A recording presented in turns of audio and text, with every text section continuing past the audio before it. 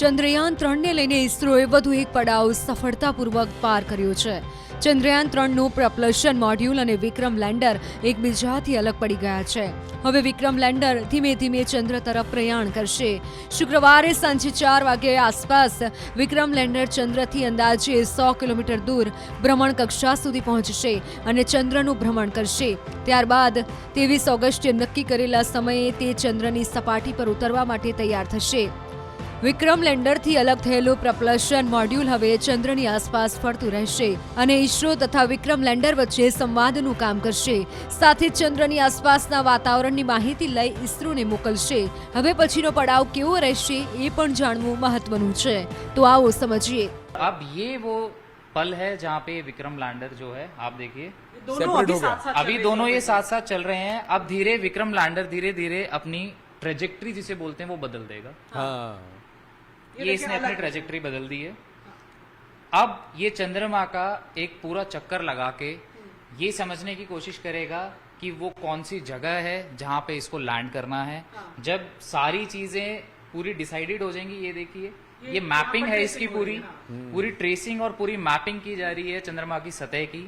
जब ये पूरी तरीके से हो जाएगी, ये उस प्रॉपर जगह को ट्रेस करेगा जहां पे लैंडिंग डिसाइड की गई थी.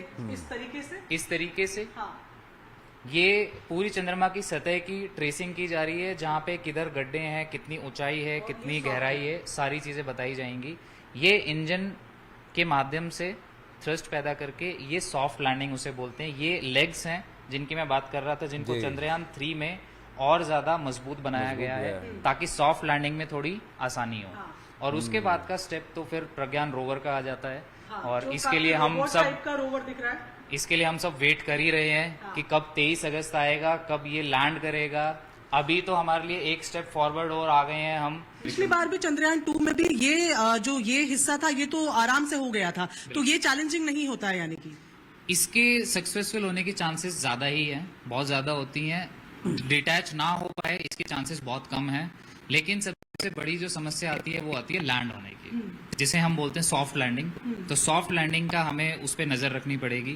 उसके लिए भी कुछ दिन बाकी हैं, उसके लिए नजर रखेंगे. क्या क्या अलग है पिछले चंद्रयान 2 से अगर बात की जाए, क्योंकि लैंडिंग में ही पिछली बार थोड़ी गड़बड़ हुई थी. तो इस बार चंद्रयान 3 की जब हम बात करें, अलग है चंद्रयान 2 से कि लैंडिंग में उसमें हेल्प हो.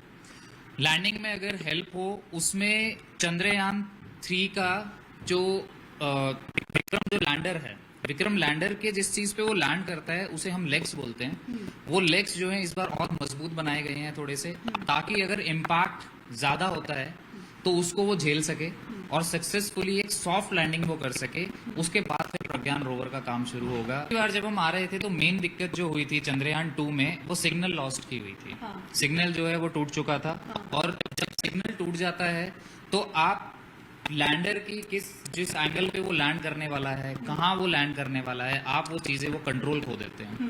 अब की बार इन चीजों को और ध्यान में रखा गया है और ये इंश्योर किया गया है कि ये सारी चीजें हमारे कंट्रोल में रहे, सिग्नल हमारा लॉस्ट ना हो, और जिस एंगल और जिस स्पीड पे हमने ये चीज प्लान की है उसी एंगल और उसी स्पीड पे ये सॉफ्ट लैंडिंग कर जाए. तो बिल्कुल सारी चीजें. और एक बात ये भी होगी कि साउथ पोल पे क्योंकि लैंडिंग की बात हो रही है, तो क्या ये पहले से तय होता है कि जैसे कि हम पहले भी डिस्कस कर रहे थे कि चांद में काफी गड्ढे जैसे जो दिखते हैं, ये पहले से डिसाइडेड होता है कि लैंडिंग किस प्रॉपर जगह में होगी, या विक्रम लैंडर जो है वो खुद ट्रेस करके अपने लिए कोई जगह फाइनलाइज करता है कि यहाँ पर लैंडिंग होनी है? लैंडिंग की जगह पहले से डिसाइडेड होती है, क्योंकि जब तक आप किसी इतना बड़ा मिशन आप भेज रहे हैं एक दूसरे एक सेलेस्टियल बॉडी जिसको हम बोलते हैं, कि एक मून पे आप एक मिशन भेज रहे हैं, हर एक चीज आपकी प्लान्ड होती है.